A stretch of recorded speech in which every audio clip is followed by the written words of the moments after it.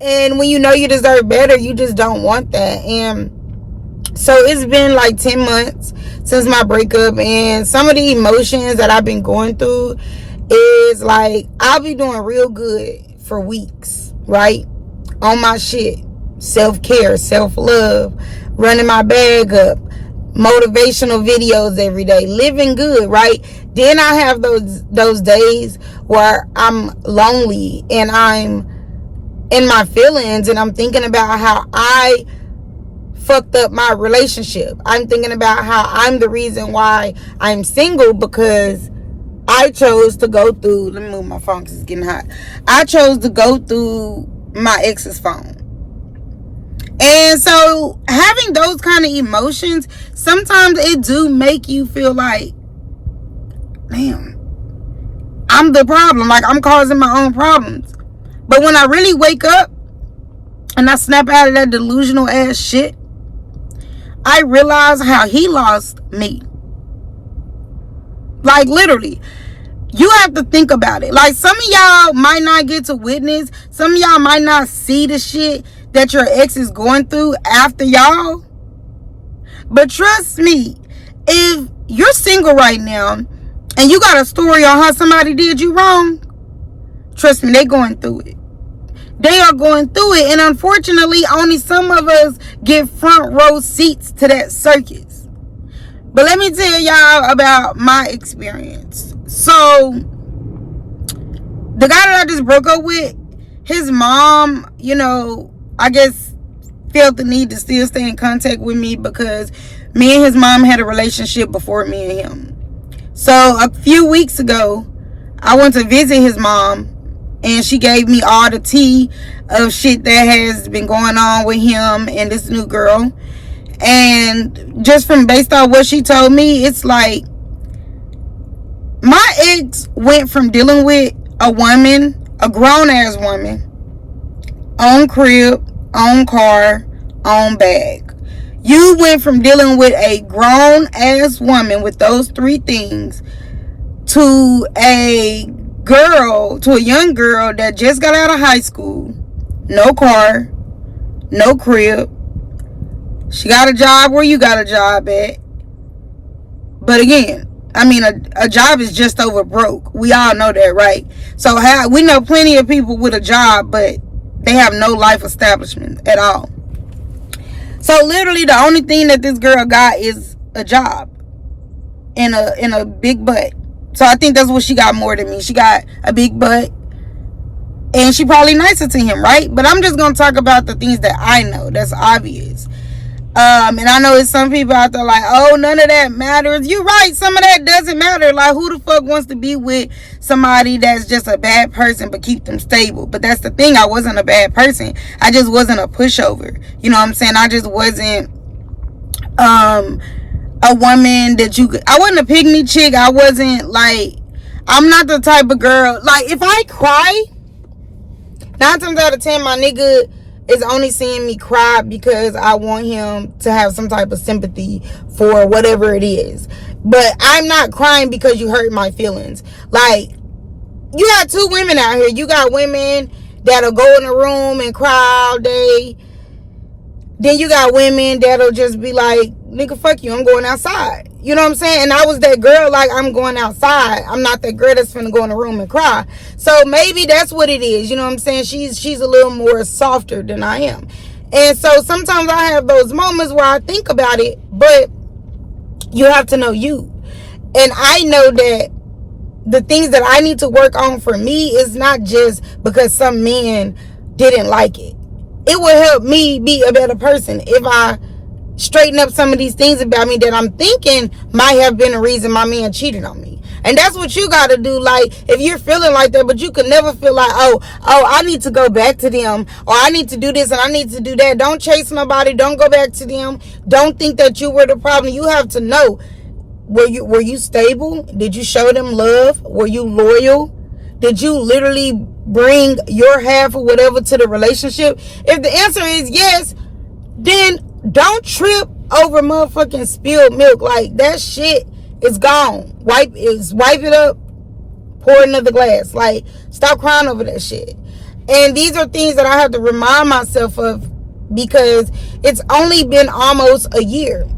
Only been almost a year since I've been single from dating a guy that I dated for like 3 years, and 3 years is a pretty decent amount of time to really fall in love with somebody. But he's the one that was in a relationship before our relationship ended good. And that's just karma on me, because when I first got with my ex, he had a baby on the way. Even though him and that girl wasn't together, she was like 7 months pregnant in a whole nother state. And it's like, I was seeing the feelings she had for him. I was seeing, the shit she was doing to try to make him be with her, how desperate she was. And the shit was funny to me. The shit was funny to me because I'm like, damn, that could never be me. Like, if a nigga clearly don't want me, I'ma just go get another nigga. You know what I'm saying? And they always say you can never build happiness on another woman's misery. So you got your baby mama out here miserable as fuck.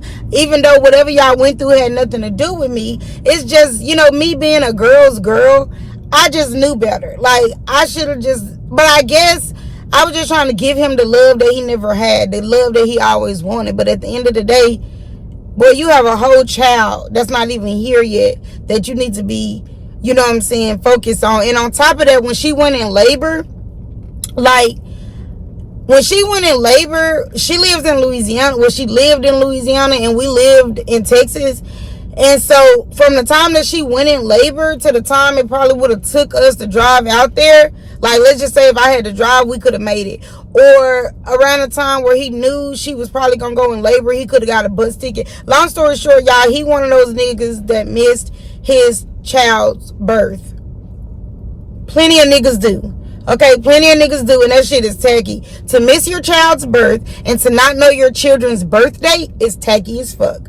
And yeah, he missed his child's birth because he had every excuse in the world. And then it was little stuff she was doing, like right when she had the baby, she had made a post on Facebook and was like tagging him in and, just basically telling the world that they had delivered, welcome their daughter. And it made me feel some kind of way because me and him is in a relationship. People know me and him in a relationship, but if they go to his social media, they see another bitch tagging him in the post welcoming a baby. And then it just didn't like that. It didn't sit right with me. You know what I'm saying? So I said something to him about it. Like, I don't think it's cool for her to be tagging you on stuff on social media like y'all a couple. But thinking back on it, being a mom, I know how that feels when you're just like, you don't need people asking who is her daddy. Y'all was a family. Y'all clearly playing that baby from what he told me. You know what I'm saying? Like, thinking back on it, I shouldn't have said shit. Like, I really should have just been like, it's not my business. Then she tried to call him at a certain time, and it was like late. It was like 8 or 9 o'clock. I said something to him about that. So then he basically had told her, like, hey, like, the baby is young right now. The baby can't talk. So you need to call me at respectful hours. And it's like, that wasn't my husband. You know what I'm saying? And that wasn't my place to be dictating that. And so, the way you get them is the way you lose them. I'm a strong believer in that. And so y'all always have to know that too. Especially if you going through a breakup because the other person cheated on you. Understand that the person that they're with is going to dog them 10 times worse than the way that they dogged you. That is how it will always happen. So let that sit in with y'all. Let that please sit in with y'all so that you understand that the way you get them is the way you lose them. Think about it. So ain't nobody out here living no good life that cheated on somebody and moved on, and now they with the person that they cheated on their ex with. They not living no good life. It might seem like it, but they not. They're fucking not. Okay? I can promise you that. And you just gotta go every day knowing that you a good person. And now you got your guards up a little more. But that don't mean you ain't gonna find the person for you. That just means you ain't going for over half the shit that you went through. Or matter of fact, you ain't going for none of the shit that you done went through in your past. Okay? And unfortunately, yeah, you might be single for a while because your boundaries. That's okay. That's okay. Find you something to do. I just started back going to school. I had 2 jobs. I quit one. Now I'm going to school with 1 job. I do content. I decided that for the month of August, I'm going to start my 60-day manifestation detox. For the whole month of July, I decided I'm going to post a video every day. I'm going to do something to keep me occupied and not thinking about my toxic ass ex. But also talking to y'all helps me feel good. And also I know that it's people out there that can relate to a lot of things I talk about. It's people out there that might be going through some of the shit that I talk about, so they know the signs and shit like that. But whatever you got to do to stay out of jail, to stay alive, and to stay happy, I support that shit. I support that shit. I'm not no hater. You feel me? I don't give a fuck what you do. As long as you stay out of jail, you stay alive, and you stay happy, bitch, fuck them haters. Okay? Period. So, that's gonna be the end of this video, y'all. I'm about to wrap this up. I love you.